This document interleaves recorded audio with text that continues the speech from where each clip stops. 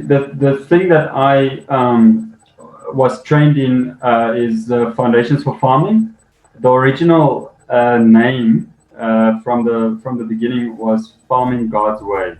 All right, so the founder, Uncle Brian Oldrieve, changed it to Foundations for Farming because they were operating in over 40 countries around the world, also in Europe, in America, Canada, New Zealand, many countries in Africa as well. Um, so there is a gentleman in Eastern Cape who wanted to use the original name, Farming God's Way. So the founder blessed him and said he can continue, he can do that. So there is another person, a South African man in Eastern Cape, also using Farming God's Way. But the training is exactly the same, all right? Although they may have some different programs that they're running. All right. What Foundations for Farming? I'm going to share a little bit, maybe just a brief overview, also how it started. The brief overview is that 70-80% of the training and what it's about is issues of the heart, and then only about 20-30% really is about farming. All right. There's 4 F's. It's faith, family, finances, and farming.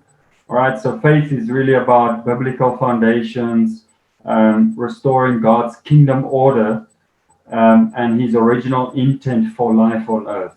All right, so as Jesus prayed, your kingdom come, your will be done on earth as it is in heaven. So the idea is really to say, what is God's heart for our people, for our communities, for our nations, and restoring that back, redeeming and restoring what God had originally intended for our people, for our nations. All right. So that's faith.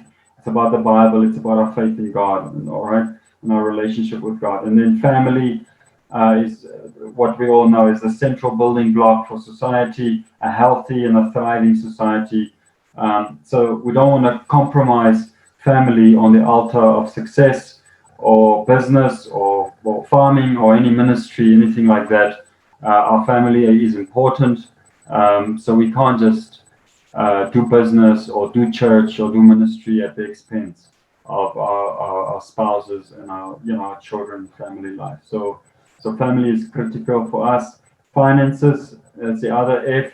Now, what they've done is Foundations, they're in partnership with Crown Financial Services. This is an international ministry that's operating, I believe, since the late 70s.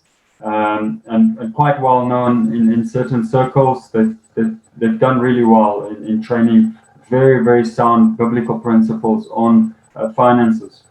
All right, so they've got a whole range of financial trainings. And then the people here in Namibia who operate Crown Financial Services, they designed a money map, which is like a game that you can play. As families or children and so on. And through playing that game, you learn financial principles, right? So it's not quite like Monopoly, but it's like a game that you're playing. You're learning a lot of financial information. So, and on the finances, it's about wise, faithful stewardship of resources that God has given us. And it's that principle of being faithful in the little, and God will promote you and give you more, and they pay for over much. And we also believe that the land is the primary or the little that the Bible speaks of. It's the primary thing that God has given to each country around the world, and largely how faithful we are with that little, i.e. the land, God can add to us and increase.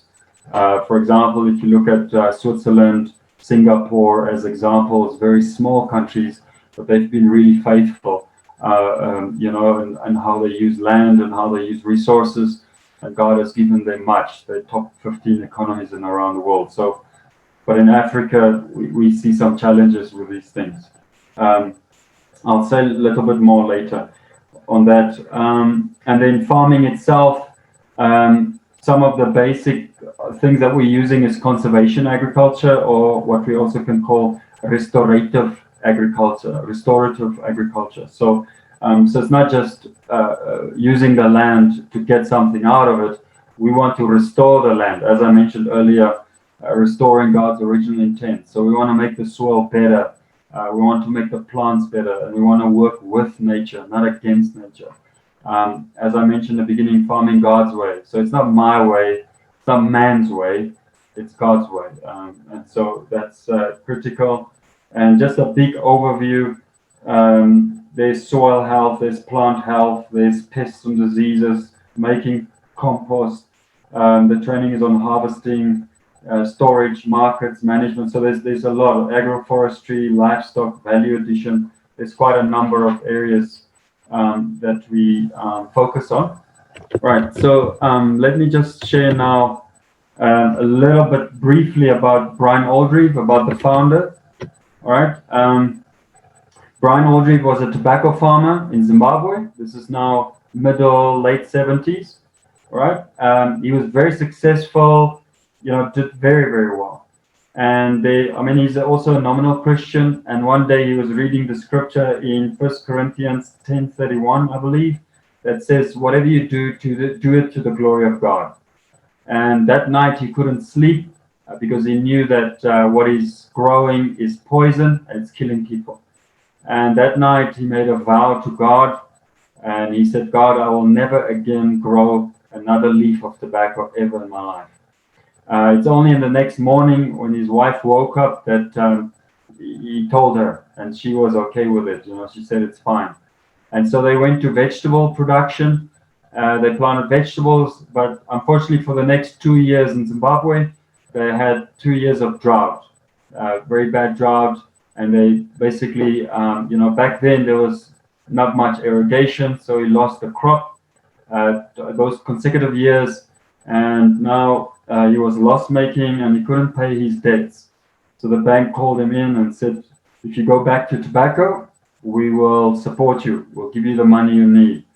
And he didn't want. He was sitting in front of the board of the bank, and he said he made a vow to God, and they all thought he was crazy because he's got 4 kids, he's got a wife, and now he's losing everything. He's losing the farm, he's losing income, and so that's what happened. He lost the farm, and he didn't want to go back to tobacco. He got a job at Hinton Estate as a farm manager, and he was in charge of a whole team. They were using plows and fertilizers, and tractors, but they still struggled to pay some of their debts. Hinton Estate was in a trust with the heir of the one who was supposed to become the owner, if I can say, of that farm, was a teenage boy, and so it was a trust that was managing that farm, Hinton Estate, and so he was appointed by the trustees, right? So he was getting desperate now because they need to pay debts, they need to make sure that salaries are paid, everything, and they were struggling. And so Romans chapter 1 talks about the invisible attributes of God is displayed through nature. And so he went into a forest area. There was some hill country. He went in there where there's a lot of trees and natural, natural growing trees, and it's almost like a foresty area. And he went in there to pray and to seek the face of God. And some of the words that he used was, he said, God, these are your trees, these are your plants, and the grass. So teach me how to farm. All right. If we read in the Bible, Genesis in the beginning, chapter 1, 2, there, right in the beginning, we'll see that it's written that God planted the Garden of Eden, and he took man and he put man into the garden. So we can see that God is the first farmer mentioned in the Bible. So God planted the garden. So basically he was humbling himself, Brian Oldrieve, and saying, God, teach me how to farm. And basically, as he was now with that humility, he started noticing that in nature, all the leaves fall down from the trees, and it forms a covering on the soil.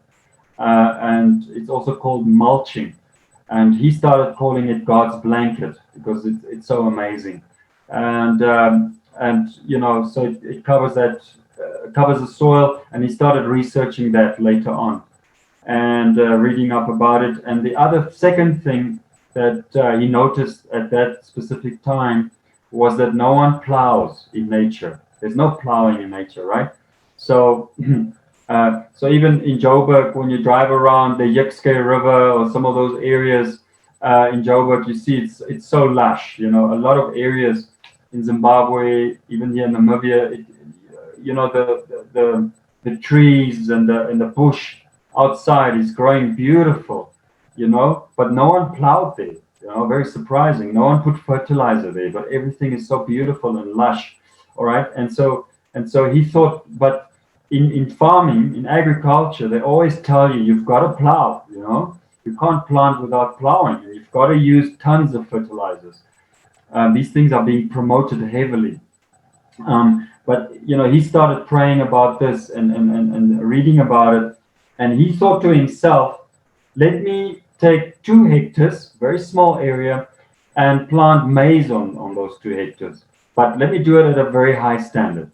And of course, the people, his fellow farmers, the people around him, thought he was completely crazy. He's losing it. He's just, you know, this you and God, and you know, and so, but he thought, let me do it, you know, and he had enough faith for 2 hectares, and but he's using the hoe, you know. I hope some of you, you know the hoe, you know, it's the thing that you use with your hand, and you open the soil with a hoe, little metal thing, you know, attached to the handle, and so they went back to basics. They used the hoe, they opened it up, very high standards. They measured out the land, made holes, planted the seed, put the fertilizer in, and at the end of the day, they harvested 20 tons on that 2 hectares. All right, so it's 10 tons per hectare, which is one of the highest yields at that time in Zimbabwe. The national average in Zimbabwe is 1 ton per hectare, and even lower. All right, and then he had enough faith. By the second year, he even went further. Let me just get the thing here. Right. So he went to 1984. He went to right. There's a here we go. There's a photo of Brian Oldrieve. Okay, a couple of years ago. That's when he lost everything, and then he's now saying, "God, you teach me." All right. All right. Here's just to give you a history. 1983, where he started at 2 hectares. 84, 50 hectares. 8,500, 200, 500, 1,000 hectares in 1988. That's in the 6th year, and that's now the entire Hinton estate. The farm was only 100 hectares. But by this time, they were doing so well, making profits and so on, that they started buying the land around them. And they ended up with 3,500 hectares of net cropping, just cropping. And this is only on rain, crops growing on rain. There's no irrigation. All right, so at 1995, 3,500 hectares, very successful, doing very well. They were winning awards, trophies. They were being recognized all over Zimbabwe. People were coming to their farm to see what they're doing. And then at that time, God was telling him, now you must take this to you know, to the people. Okay. I'm not going to focus on some of these, yeah. So let me see if this can work. I just wanted to go to Master Farmer. So they were just starting. Their crop yield started improving, profitability improving. Also some persecution, and then God says, "This is not just for you. Take it to the people." And so this is when he started to take this out to the people. One of the key verses here, I wanted to share later also more on this, Isaiah 58. Maybe I'll share a little bit later on this, on Isaiah 58. But yeah, so some of the first outreach was Chiweshe, where he took his own staff, their own workers, their own people, and they showed them how to farm. They showed them, demonstrated to them how you do this. Okay, about a hectare or so. and they use his own seed, his own fertilizers, and they went there to that village. Okay, so after doing it, the crops came out very well. The maize started coming out about knee height, and at that time they went back to their farm because they're quite busy and doing his own thing on his farm, hoping that now that they've taught the people there in Croatia that they'll run with this and they'll do well. All right, so when he came back, harvesting time, unfortunately the weeds were taller than the maize plants, and he was really, really disappointed because he really made a good effort to make this work. And as he is asking the village people there, what happened? We did everything for you. They said, well, after you left, people brought a chicken at one night, and they sacrificed the chicken in the corner of the field. And so since that time, they were all afraid because of this sacrifice thing that happened here, and no one wanted to touch the field. And so this is now at the time where he was learning also the spiritual battles that's happening in Africa.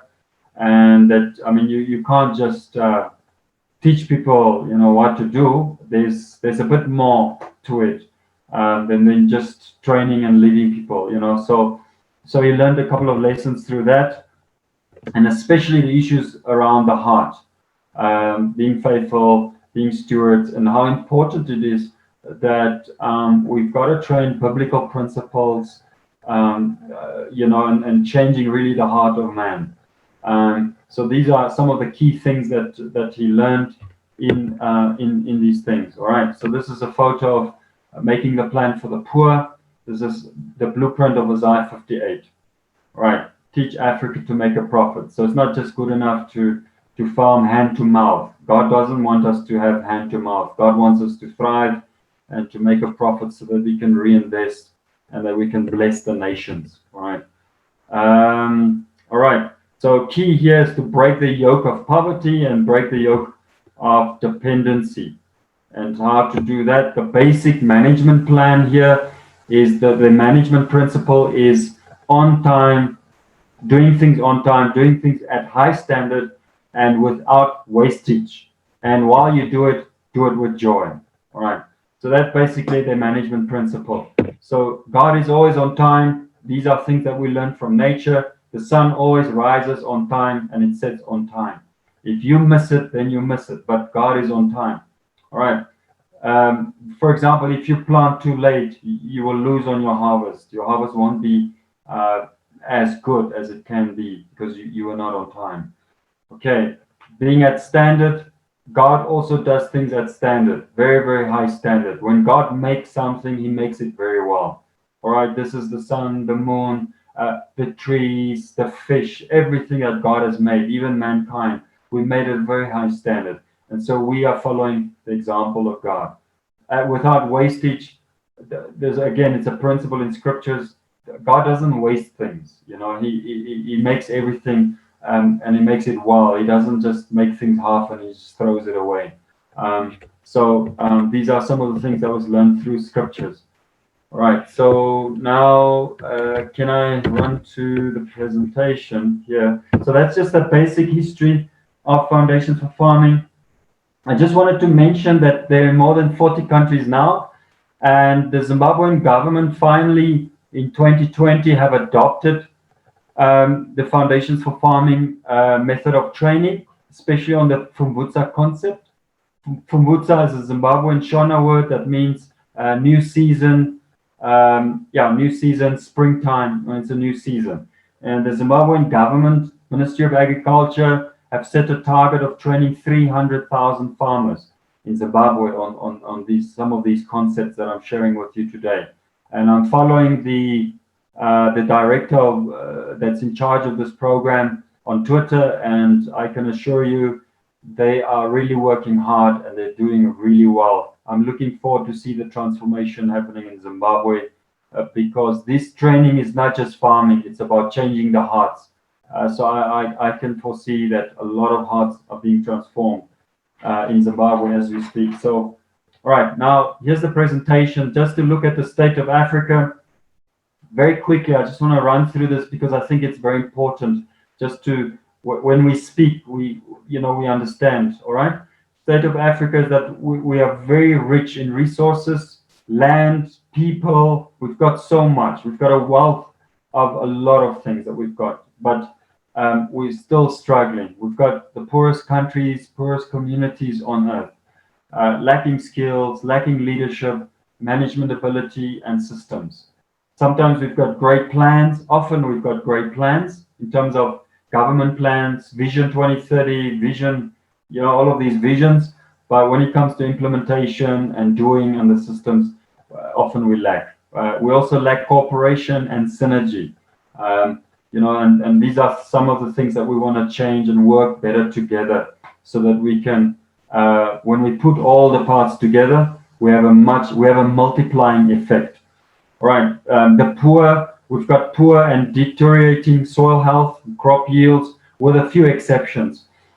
Over reliance on government, and then a divided church. I'm talking in general now. Apathy, a lot of that's happening, where people are feeling hopeless. What's the use? And often we see a humanistic approach even in churches. But I'm really, really glad for the group of people on this platform who are really pulling together. And also in Namibia, we've got a lot of churches pulling together. So some of these things are starting to change. Number two, how do you rebuild a nation? All right. So that's Isaiah 58. That's a blueprint for us. 2 Chronicles 7:14. Most of us know the scripture by heart. Matthew 25 again, and Matthew 6 verse 10, where Jesus is praying, "Your kingdom come on earth as it is in heaven." Isaiah 58, just briefly, where God is saying, "I'm tired of your fastings and praying. I'm tired of your religious festivals. This is the fast that I want, is that you clothe the poor, basically make a plan for the poor. You help the stranger in the land, give them food, give them clothing, just help and be involved in your communities." The same in Matthew 25. Matthew 25 is very significant because at the end of days, Jesus is not asking them, how many churches did you plant? How big is your church? He's saying, he's putting the sheep here and he's putting the goats there, and he's saying, that you clothe them, that I was hungry, you didn't feed me. I was naked, you didn't clothe me. I was in jail, you didn't visit me. Those things. And then they say, "Lord, when were you naked? When were you poor? When were you this?" And then Jesus said, "If you've done it for the least of these, you've done it for me." And so a big focus of Foundations for Farming is that we see that God has a bottom-up approach, not a top-down approach. And so that's why we see in the world, the systems of the world and the wisdom of man, most of the time it's a top-down approach. But we're saying, let's go to the poor, let's go to the weak, and let's make a plan for them. Let's work with them. Let's empower them. Let's see their hearts transformed so that God's glory and goodness can be revealed and demonstrated to them. And then the nation at large can see, wow, but really God is doing something here, and God can get the glory because we're making a plan for the poor, like the foolishness or the foolish things of this world, God can confound the wise and show the wise that actually God can use the foolish things of this world to give him glory and advance his kingdom. All right, so with the prayerfulness, with our prayers, with our fasting, we're adding diligence, we're adding humility, wisdom, faithfulness in the little things, and that stewardship ability, that wisdom to multiply what we've got, what's in your hand, and we multiply that. So these are some of the key things around which we are operating. All right, and then I just wanted to share at this how to rebuild a nation. Some of the things that Brian Oldrieve was wrestling with God when he said, "Lord, why is Africa poor? Why are we struggling? Why, are these things happening when we have so much?" God showed him two things, all right? Two principles. Number one, Africa's poor because we are greedy people. We're selfish people. In general now, I'm not pointing fingers at you now on this platform, but in general, Africa is selfish people and a greedy people. We are net extractors. We take out in our mining, in the way we operate, in the way we live. We normally we take things out and we just send it out. Export raw things. We're not adding value. And we're not because to break poverty you have to give to receive.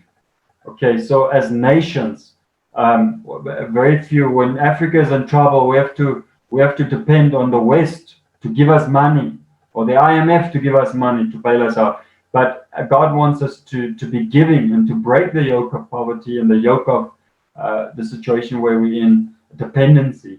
We have to start giving. And so I'm looking forward to the day where we can start small in our communities and we can start giving. We build the hospitals, we build the clinics, we build the schools. And as a nation, we start giving to the nations resources and helping the nations, especially also in Namibia. We want to be the nation giving, not always the nation to receive, from these other countries and places. All right, so that's the one principle. Second one is that God showed Brian Oldrieve is saying there's a yoke of dependency and a yoke of poverty in Africa because we're not wise, we're not faithful stewards of what God has given us. I've mentioned some of this earlier. God blesses faithfulness. God rewards faithfulness, and when we're faithful with little, He gives us more. All right, so these are two things that are key that we believe the foundations for farming to break the yoke of dependency in our personal lives, in our families, in our communities, and as a nation. All right, let me continue. Life skills and basic ability. As I mentioned earlier, around 70% of the program is about the internal governance, if I can put it that way. Often we stress corporate governance or we stress political governance, but most people overlook internal government, the government of the heart. All right, I've heard very, very few churches speak on this or people speak on this, but it's critical. So it's character and aligning who we are as a people to the mind of God, to the heart of God, and what He's saying about us, our families, our communities, and our nations. All right, so only around 30% is about actual agriculture, and I've mentioned earlier about the 4 F's. All right, so we want to be selfless people, we want to be a generous people, and I'll show you some of the practicalities later about generosity. So it's not having to be a millionaire and then you can give. No, there are some very, very easy, practical things that people are doing already in Zimbabwe and other nations in terms of these things. All right, so also added here is basic financial things that I've mentioned with Crown Financial Services, leadership skills, management skills, marketing, and value addition. So even teaching people how to make jam, how to make peanut butter, how to make some of these easy things that doesn't take a lot of skill, for example. Okay, number 4, integrated approach. A lot of people don't have an integrated approach when you look at farming around South Africa, even around the world. And so these are just things that I've prayed about, and by the grace of God, He's shown me some of these things. There are other people who are also doing it. And so I mentioned earlier, biblical regenerative agriculture approach to farming and even gardening. When I mentioned farming, it's also gardening, vegetables, all of these aspects. So start small, learn the lessons that you learn, along the way. Be careful to skip key aspects when it comes to the cycle and the processes of farming or gardening. All right. So when you start small, you're learning some aspects of how does it work, how's the plants growing, fertilizer, pests, management, all of these things you are learning. And it's not just you learning as maybe the owner of the land, or let me say the person who's leading the project, but everyone else who's involved, the workers and everyone else, they're also learning. They're learning with you. And that's very important. So we're growing as we learn, all right? So you don't have to be an expert. Everyone can do this. Then relevant veggies. All right. Okay. Allow you and your team to grow with you. So look at relevant crops, relevant vegetables, or animals according to the size of land and according to your budget. Okay, so don't, for example, grow vegetables that people don't eat. So if your family likes spinach and carrots, tomatoes, things like that, they grow very easily, and those are things that you can grow easily in your backyard, or if you've got a small school, a preschool, or just in your garden, or you've got a churchyard. These are things that we call it door gardens. It doesn't take a big space, for example, 6 meters by 6 meters or so. Very easy to do that. Okay, and then there's winter crops, winter vegetables, summer vegetables, and so there's a variety of things that one can look at. And you don't need a big budget to start. Some of these seeds are quite cheap to buy. Okay, and the manure and things like that that you can get. All right, give good thought to marketing. This is mostly when it's a little bit bigger. If it's just growing for your family, then that's not too much. Then you just have to speak to your family, to the people around you in your family, whether they're happy with these kind of crops, pumpkin or squash or whatever the thing is. You discuss it, you agree. So when you grow it, they will actually eat it. And if you're growing it on at the school level or at your church or things like that, just have some kind of an idea that people are happy with what you're growing.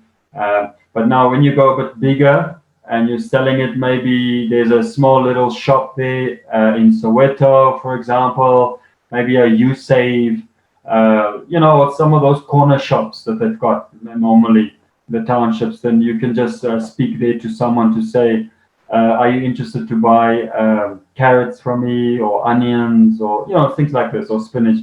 And then just so that if you've now taken care of your family and the people in your church, but you've got some extra left over, you can then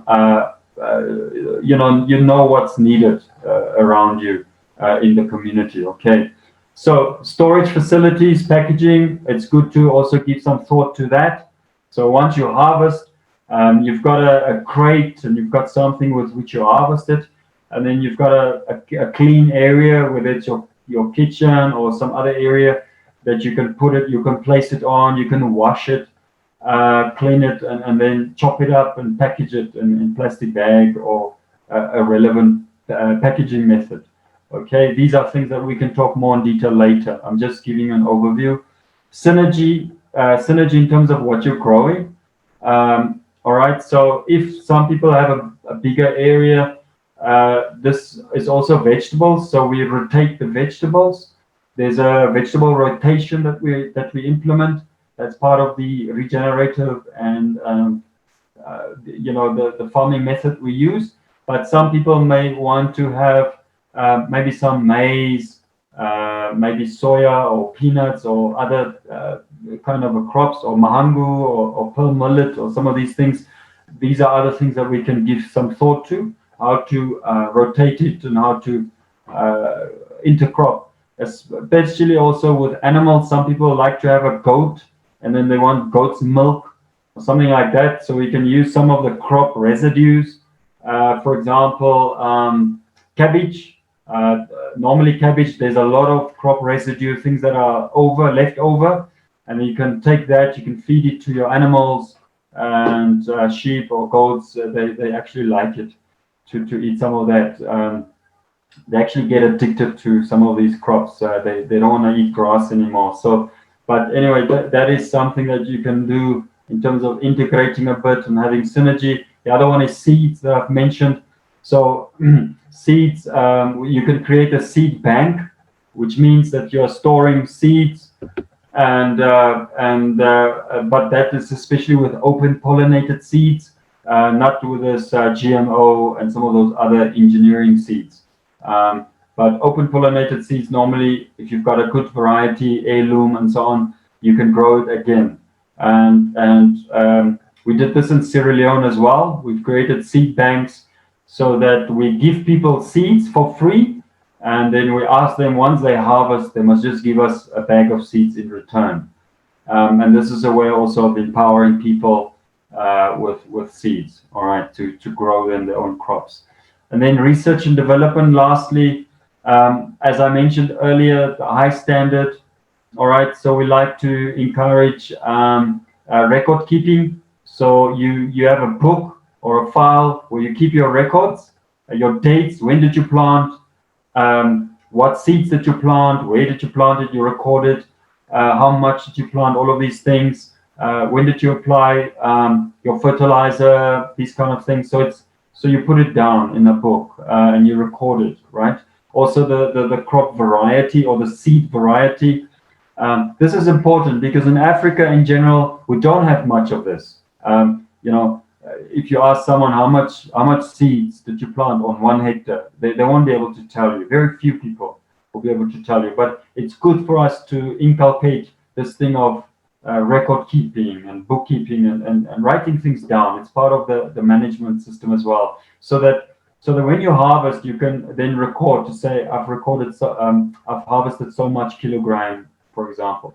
All right, because the importance then is that next year, then when you do something that you can say, no, we've had such a percentage of growth in terms of our harvesting.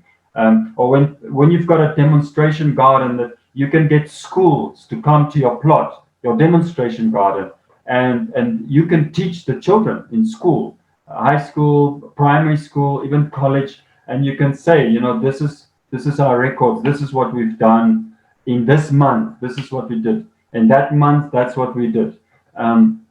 This is the yield that you can get with so much seed or so much the large area, 10 by 10 meters, for example, and you can really talk to them about this. And then you can say, in 2020, we planted this much and we harvested that much. But in 2021, we actually had a 50% increase in our yield.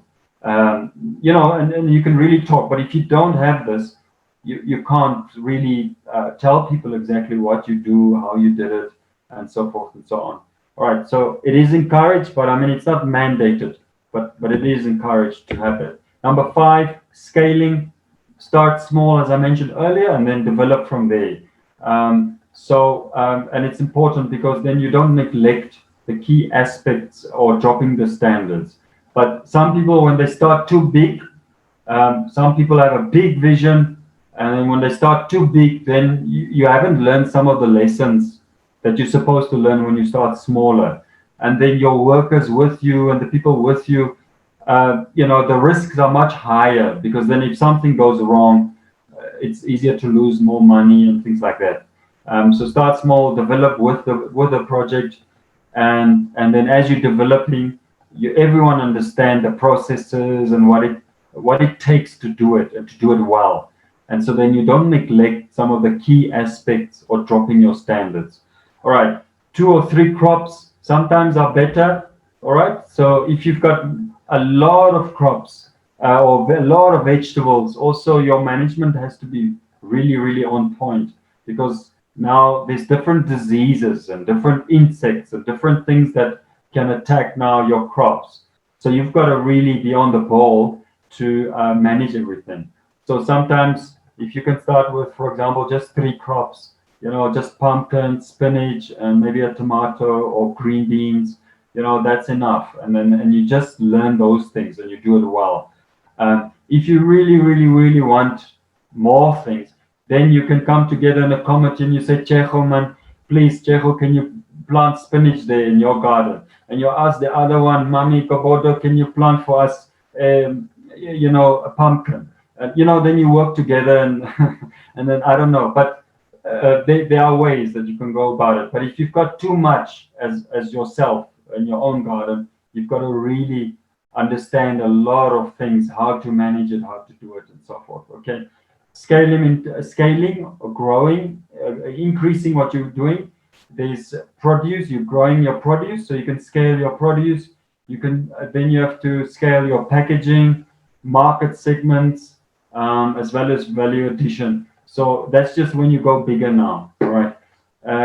Some of the key things is that when you scale, when I say scale, it means getting bigger or growing what you're doing bigger and bigger. Some of the things that's important there is that it puts strain on management. how you manage your crops, your soil, your pests, diseases, how you manage your water infrastructure, your security around it, your skills, your workers, all of these things that you have to keep in mind when you want to now get bigger. All right. 6, almost finished now, is the network and relationships. These are some key things to keep in mind.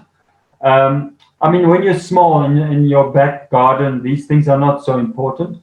But when you've got half a hectare, or something that's 30 by 30 meters, the back of your church, or in a clinic, or something like that, you may have to pay attention to some of these things.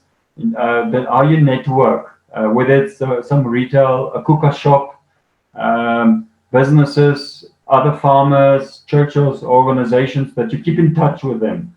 Especially, for example, networks with farming communities, other people who are also farming organically, especially, because the method we farm is organic.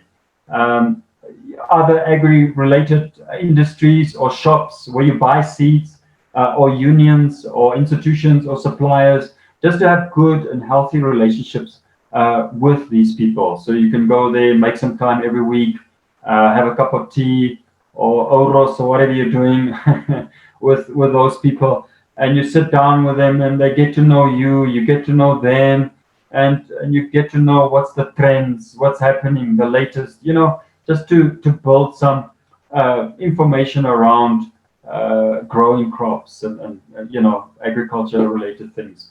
So you expose yourself to agri systems. What are some of the systems in place? Water systems, infrastructure systems, livestock, or all of these kind of things. For example, on this system, on this point, specifically on this point, there's a farmer close to in northwest around Broederstroom there, and he's got 500 sheep on 5 hectares, and he's farming sustainably with 500 sheep on 5 hectares. So he's got barley that he grows in a cooling room, and he feeds them 2 days barley, like barley outgrowth. That's almost like a grass as it comes out, and then every 3rd day they are in the field eating grass. And he gets around 1,500 per sheep. He really gets a good price. So there are different systems, different ways of farming and doing things. You can also involve schools at some point when you're now really good and things are really working well. You can involve that educational aspect to it, or your churches or other people, education. So number 7, kingdom approach. As I mentioned right at the beginning, we really want to restore God's kingdom order, God's way of doing things, back into the earth, into our families, our communities, in our nation. So it's not just farming. It is how do we do family? How do we do life? So every aspect of your life is affected. All right. Kingdom business and the kingdom business model. There's things around that we can look at. And the thing that I'm expressing or sharing with you, it's not the only. There's some other people who are also really good at this. And having devotions with farm workers, having devotions with your family, these are all things that one look at in terms of vegetable gardens and things like that, so that everyone knows this is how we do it.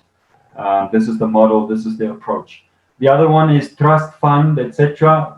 You guys can decide for yourself how you want to implement some of this. I know some churches, for example, our church here in Windhoek, we've already started a non-profit, and some people are also looking at the trust fund, because we want to separate some of these developmental aspects from the actual church work. And then get some experts on there with maybe some of the elders on those trust funds or non-profit, what do you call it, 21, section 21 or so, so that then you can grow something. If you need to buy and sell, you can handle it there, or you can have an implementing partner that you appoint who can actually buy and sell, and then from that profit, bring it back into the non-profit or the trust or so on. And that's a way of sustaining what you're doing. So there's different models that you can look at when you get a bit bigger now, when it's bigger than just your back garden, I mean the garden that's the back of your house. All right. I've also mentioned here church plants, missions, reaching the poor, the widows, orphans. This is now when it's a little bit bigger, and then you've got a trust fund or a non-profit that manages this entire thing, growing the gardens and then taking that and feeding people. Okay, and if you're making a bit of money by growing, you can then support missions or church plants and things like that. For example, the project I developed, we were looking for funding from the American Embassy, and because they were open, they loved the idea, and actually don't share. Oh, this thing is recorded. Actually, this is a favor of the Lord. Okay, so the applications closed here in Namibia. The applications closed the end of March. And then we spoke to someone there in the embassy, and they said they'll be willing to take our application. It's okay. And that was already in the end of April or beginning May, month of May. So they took our application in anyway. And out of 300 projects, we were shortlisted to 13 projects. And the last 5 or 6 projects, that's where we did not make it. But we had a 30 by 30 meter project that could feed between 100 and 150 people, which equates to around about 30 or 35 families, around 3 to 5 people per family. And then we had enough vegetables left where we could then sell it in some of the richer areas. So if you're in Joburg, we would sell it then in Hyde Park or some of these upmarket areas, and then we could then charge, because it's organic vegetables, we could then charge a better price, and then that money, that income would be around our project was around 6,000, 7,000 a month, 7,000 rand a month, and that would be enough to pay maybe 2 workers and a bit of electricity, a few things that we would need, running cost and maintenance cost. Right. So these are just to give you an idea that what you can do on a 30 by 30 meter plot, and then we worked other things into it as well. All right. So there's farm or worker practices that you might have to think about when you go bigger, and high standards of accounting, auditing, and record keeping. All of those things are important. I hope you can see now we're in the next slide, number 9 out of 11. And just to give you an example of some door gardens, the size, the length, you can make the length bigger, but smaller. You can do about, I believe the beds are 110 centimeters by 2 meters, or you can do 110 centimeters by 3 meters or 6 meters. It depends on the area.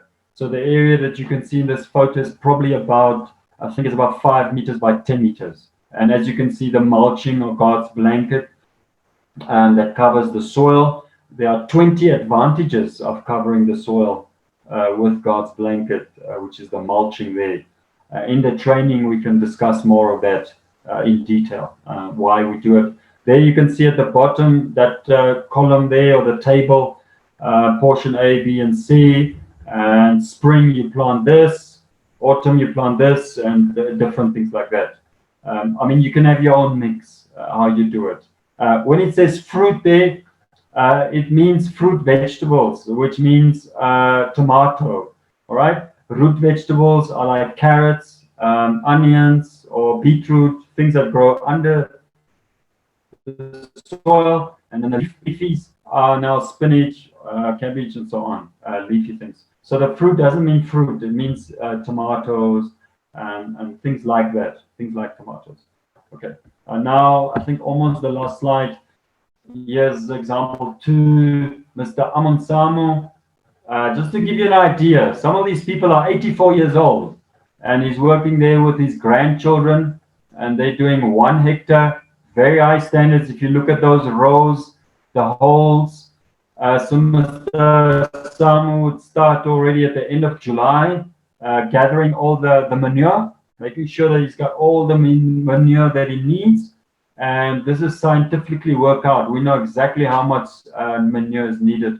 For example, on this, there's 44,000 holes on a hectare with 66,000 maize plants per hectare. And then later we thin, and then we end up with 44,000 more or less maize plants. So we know exactly how much manure or compost we need to put in each hole individually. So he starts at the end of July preparing everything. August, he starts to make his holes with his 2 grandchildren. And by around September, he's finished with his holes. Then he starts putting manure or compost into those holes. And then around, depends how quick that happens, but around September, October, they can put the seeds in, or even later November. And then, but normally only when the rain comes, when sufficient rain comes in November, that's when the planting happens. They put 3 seeds in a hole, and then they close it all up. And then by end of December, that's when you can see the maize standing tall. And then the weeding is happening every 2 or so weeks, 10 days to 2 weeks. Weeding happen. There are examples in Zimbabwe where we go, where ladies are 67 years old, 70 years old, and they're doing 3 hectares by themselves with a neighbor, another lady who's their neighbor, who lives next to them in the village. They're just examples. So the lady who's 67 years old, working 3 hectares, she actually put her grandchildren through school by that 3 hectares.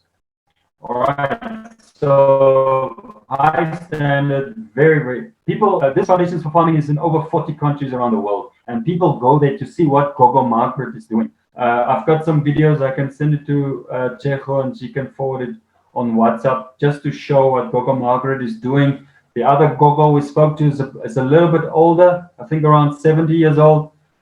She's also have about 3-4 hectares, and she works with her son, who's grown up. He's in his late 20s or so, and I think also 1 or 2 neighbors, and they do 3-4 hectares by themselves, very well. She even added some chickens and chicken eggs, and she's making peanut butter by herself. She grows the peanuts, she harvests the peanuts, dry them. She's got a small little machine, a very small machine that you can manually work, because they don't have good electricity in Zimbabwe. So everything is very basic, and she makes her own peanut butter, put it in some bags or in some, plastic containers, and then she sells it in the villages.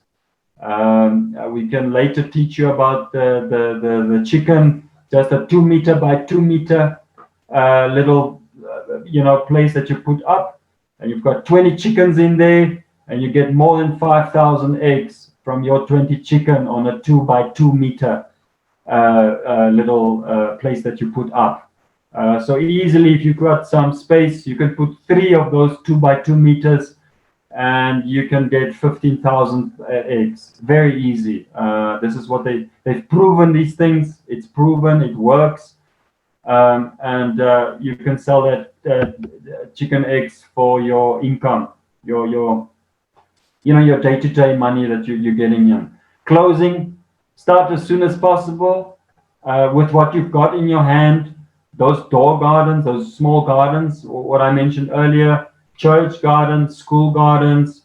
I would also highly recommend to have something like a demonstration garden. So this is a place that you can decide upon. It's at least maybe a 20 by 20 meter or so. So it's a place where people can come. They can see what you're doing, how you're doing it. And there could be a facility where you can do some training and equipping, life skills training, equipping people, getting people from the streets or youths, young people, and get them busy, get them involved and see them being transformed and discipled. Discipleship is part of Foundations for Farming. We believe in discipleship, small groups, and then mentoring. So we've got ongoing support so we don't just train people and leave them. We train them and we provide support. Foundations for Farming, in closing, started also. I Was Hungry. It's on the website, the foundationsforfarming.org. And I believe that I Was Hungry also have a website where they get people from the villages, poor people. They focus on making a plan for the poor, Isaiah 58. And then they get sometimes up to 20 or 25 people from the village into Harare, Zimbabwe, into their training facility. They train him for around 10 days, sometimes 2 weeks. Everything, they train him on everything. They send him back, and then they go and they transform their communities. And often those people are even being baptized. They give their life to Christ while they're being trained, through the Bible and the training and everything they do. And then they go once a month and they go and follow up and see how those people are doing, providing support. So remember, in closing, let's remain prayerful. Let's always do everything with prayer, but also let's add that stewardship, being faithful, breaking the yoke of poverty through being generous, giving. Just on that point, so what people are doing, they're always encouraged to grow a little bit extra. Especially people in the villages. They normally have 2 or 3 hectare plots, and then they grow a little bit extra, and that extra they give now to people who are orphans, widows, people who don't have land, or they can't, physically they cannot be active, or they can't work, paraplegic, or those kind of people, orphans and things like that. Or they bring some of them. They bring the harvest to the church, and the church is running a program of feeding the poorest of the poor, and through that giving, they're breaking the yoke of dependency, the yoke of poverty, and just being faithful with a little, and God is just increasing. Some of those villages are now building their own schools. They're coming together in a committee. They put their minds together and they're saying, let's not wait for government. Let's do it ourselves. We can do this. We as a church can lead this, or we as a people. And this is what they're doing. So it's really empowering the people. For example, Joseph in Egypt, he had to have a plan. It wasn't just prayer or just saying God will do it, or God will, somehow. Joseph had to have a plan. They had to have storehouses and make sure they've got enough food for when the drought comes. The same with Nehemiah building the walls. When the king asked Nehemiah, what are we doing? What's the plan? Nehemiah said a quick prayer to God, and then he told the king, this is what we can do. This is what we must do.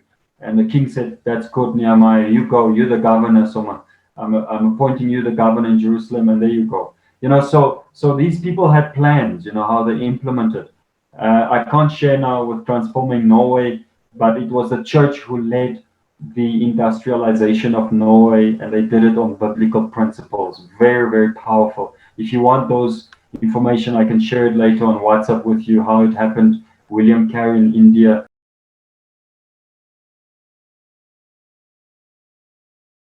So this is my presentation to you. I hope it's well received, and if you've got questions, please ask.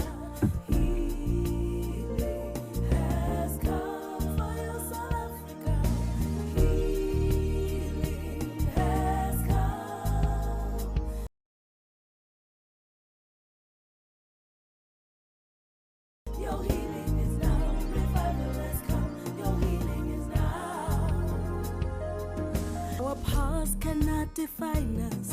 Our wounds can never cripple us. As a people, let's stand together and press on. There is hope for you, South Africa, with the Lord on our side. Let us lift His name, for He's worthy to be exalted. Our past can never define us.